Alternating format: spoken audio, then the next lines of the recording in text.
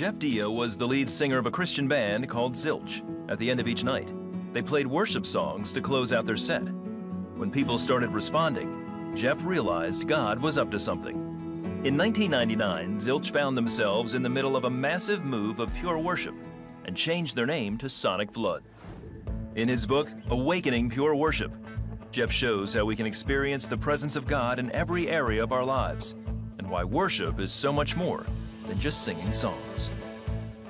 Well, Jeff Deyo is here with us now. It's great to have you with us on Interactive today. Thank you. Good to be here. You have a new book out, Awakening Pure Worship. Yep. How do you define pure worship? Well, that's a good question. Pure worship is really just our response to God's revelation of who He is. Yeah. So, and of course, this has to do with relationship, really is what it's all about. So if we're talking about pure worship, we're talking about a heart that truly seeks that intimacy and fellowship and friendship with God. What do you see happening in audiences where you're performing today with regard to worship, Jeff? You know, I think sometimes people actually come into a setting where worship is happening and they can encounter artists, they might encounter personalities on a stage, they encounter their favorite songs, or encounter the lights and the sound, and maybe even encounter other people encountering God and walk out believing that they've encountered Him, and really they've just encountered the things in that atmosphere, in the room. And so one of the things that I really challenge people in the book, say, guys, make sure that you're encountering the person of God, not just the song. The song is a tool to help us connect with God, right? Because then when you leave, the person goes with you. That's right. Yes, it's not like an event that you have to attend and then you leave God there. So when you were with SonicFlood and you were performing in secular venues, I'm assuming, what made you start closing the set with worship songs? Well, it was an interesting thing. It was kind of a trend with some of the Christian artists back in the day where people would have this little set. I said we kind of had our little nod to God in that moment. But we just thought it was a trendy thing to do at the time. But when we started doing this worship song, all of a sudden people started coming down and lifting their hands and crying out to God. And honestly, at first, I didn't grow up that way. So I was a little bit, it's kind of strange to me.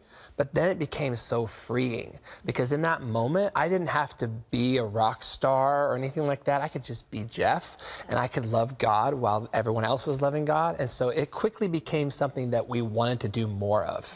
So we couldn't help but just say, what if we did more than one song? What if we did a whole album like this and a whole tour? You know? So. When you're writing, because you write both lyrics and music, how do you start that process when you're looking for something to contribute to pure worship? Yeah, well, I think what I do is, number one, I will spend some time just at the keyboard and just singing my heart to God. And sometimes something will bubble up and I'll go, oh, that's something that I would want to say. Yes. And I want it to be something that I would want to sing to God that would touch my heart. And I'm thinking maybe if it touches my heart, it would also touch someone else's heart. So I imagine, what is it that someone maybe in the midst of the pain, in the midst of the struggle, would want to say to God, would want in their crying out moments or in their joy-filled moments, and then we write from that perspective. When young people come, I mean, now many people come for the worship, obviously. Yes. What do you think they're most looking for? It just seems to me like the younger generation today isn't really moved so much by position or money or things. They want something that's really genuine and real. How do you see that? Yeah, well, I was going to use the word authentic. Yes. So I think they're looking for authenticity, and it's a battle because just because the young generation is looking for that, they don't always accomplish it. Just like any generation, we all wrestle with those things. I think they are truly hungering for something real. They've seen a lot of people, if we can be real, that maybe are in ministry, that are in public places, that maybe behind the scenes aren't living the same life that they're living in public, and they don't want that. Nobody wants that. Exactly. And so they're seeking, what is the answer? And that's really what I talk about in the book. We talk about how ministry cannot supersede intimacy with God. Intimacy has to come first, and then ministry will flow out of that intimate place with God. So that being the case, when you're doing a concert, how do you prepare? Because you must feel sort of a responsibility from God Himself to bring that atmosphere into the place. Well, it's interesting because I think sometimes we do feel that responsibility, and a lot of times we respond incorrectly by trying to put the focus on what happens on the stage. Yes. If I put all of my energy into this interview and only that, and I had nothing, not a well to draw from, so I prepare off the stage so that I can flow freely on the stage. And so that's what I teach my students at North Central University, where I teach, saying, guys, as worship leaders, you have to start first becoming a worshiper, and then you will overflow and you will become the worship leader that you need to be in public. God always responds when we come hungry, doesn't he? Yes, he does. Yeah. Oh man, he surely does. When you see that happen, it must be so, I know you're in your own moment with the Lord at the time, but it must be so exciting to see the God, the creator of the universe, coming down and both receiving the worship, but then giving the gift of intimacy to people. It really is. And honestly, the way I look at it, Terry, is my time alone with God really is where I grow in him. And then when I'm on the stage, my job is to serve people and to help them encounter the presence of God. Of course, I am worshiping God on the stage as well, but I cultivated that relationship already in this secret place. So now it's flowing out, it's bubbling over. It's not me striving, trying to connect with God. Oh, please, God, show up. Yes, yes. So I'm now in this place of service, and I have I joke about this, but I'll pretend like I have a towel on my arm and I'm like a server, and I come and I say, hey, would you like more rivers of living water with that? Yes. Oh, sir, would you like more bread of heaven with that? Those types of things as I'm leading worship.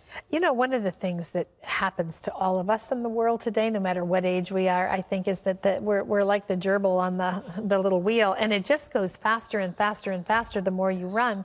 But to do what you're talking about, to prepare yourself to come into the presence of God, means carving out.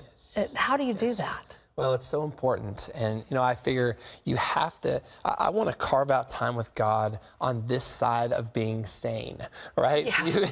You could go crazy running that little wheel, right? I mean, just there's always so many things. I teach our students, I'm like, guys, we've got to learn how to say no. There's going to be plenty of opportunities. And we're so afraid if we don't say yes to everything, then we're going to miss out on something. And that's just based in fear. So we have to, and the enemy is trying to work every side, right? If he can't get us to sin, he's going to try to get us to be busy. He's going to get us to forget and forsake our relationship. With good things. Yes, with good things. Exactly right. Right? But just because they're good things, they're not necessarily God things. So we have to be disciplined. And that would probably be my #1 challenge for people with this book, is to carve out more time with God alone. It would change every other area of your life. Yeah, I think so too. That's what I was going to ask you, is Awakening Pure Worship is the name of the book, and cultivating a closer friendship with God. Well, friendships take investing in. And so you have many takeaways in here. I agree with you wholeheartedly. The #1 thing is take the time, carve it out, do it. Do you find that once you do that, or others close to you do that, that creates such a hunger in you because it's so legit? Absolutely, yes. In fact, I think it's like acquiring a taste for something. Like the first time anyone tastes black coffee, they're usually like, oh, this is horrible. But over time, if you consume something that maybe you didn't even like at the beginning, you acquire a taste for it. So I would say to our viewers today, if you don't have a taste for the Word of God, or if you don't have a taste for spending time alone with God, begin consuming it just like you would a black cup of coffee, and you will grow to have a hunger. The more that you consume God, the more that you will want God. Yeah. I love it. Awakening Pure Worship. For more of Jeff's insights on worship, you need to get this book. And we live in an hour where more than ever we need quality, legitimate, authentic time with the one who created all of us. You can get a copy of it wherever books are sold. Jeff, thank you for being here. It's great to have you.